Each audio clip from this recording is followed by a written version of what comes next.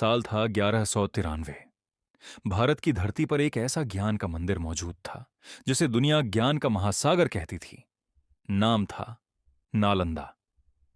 बिहार की शांत धरती पर फैला हुआ वह विशाल विश्वविद्यालय सिर्फ ईंटों और दीवारों का ढांचा नहीं था, वह इंसानी सभ्यता की सबसे बड़ी रोशनी था। हजारों छात्र, सैकड़ों आचार्य और लाखों पांडुलिपियां। दुनिया के कोने कोने से लोग यहां आते थे।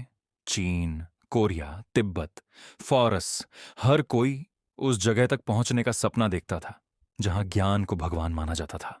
उस समय जब दुनिया के कई हिस्से अंधकार में डूबे हुए थे, नालंदा के प्रांगणों में विज्ञान, गणित, खगोल शास्त्र, चिकित्सा और दर्शन की आवाज गूंजती थी। विशाल पुस्तकालय, इतना बड़ा कि उसे धर्मगंज कहा जाता था, ज्ञान का खजाना कहा जाता है। उस पुस्तकालय में लाखों किताबें थीं, हाथ से लिखी गई पांडुलिपियां, अनमोल ग्रंथ, ऐसा ज्ञान जिसे बनाने में सदियां आंख लगी थीं। लेकिन इतिहास के पन्नों में कुछ रातें ऐसी होती हैं जो पूरी सभ्यता की किस्मत बदल देती हैं, और नालंदा के लिए वह रात अब करीब आ रही थी। उत्तर भारत में उस समय एक नाम तेजी से फैल रहा था, बख्तियार खिलजी। एक ऐसा सेनापति जो तलवार की ताकत पर साम्राज्य खड़ा कर रहा था। उसकी सेना जहां से गुजरती वहां सिर्फ धुआं और खामोशी बचती, और फिर उसकी नजर पड़ी नालंदा पर।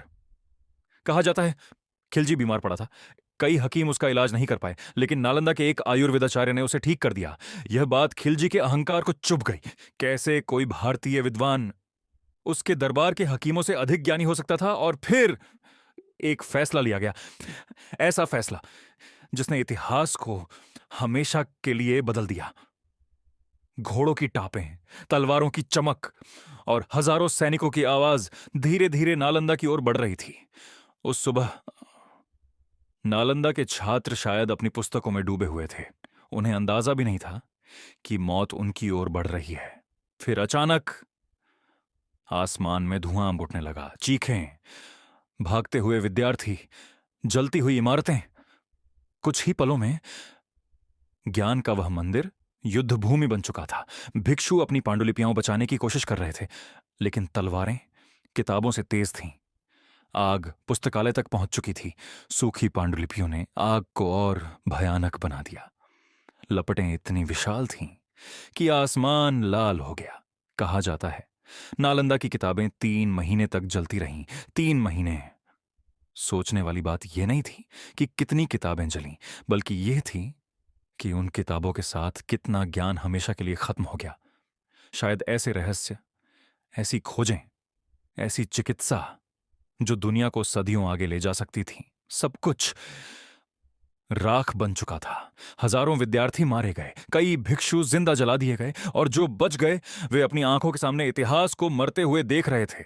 धीरे धीरे वह जगह जहां कभी ज्ञान की आवाज गूंजती थी, खामोशी में बदल गई। टूटे हुए स्तंभ, जली हुई दीवारें और राख में दबे हुए शब्द, बस यही बचा था नालंदा का। लेकिन कहानी यहां खत्म नहीं होती।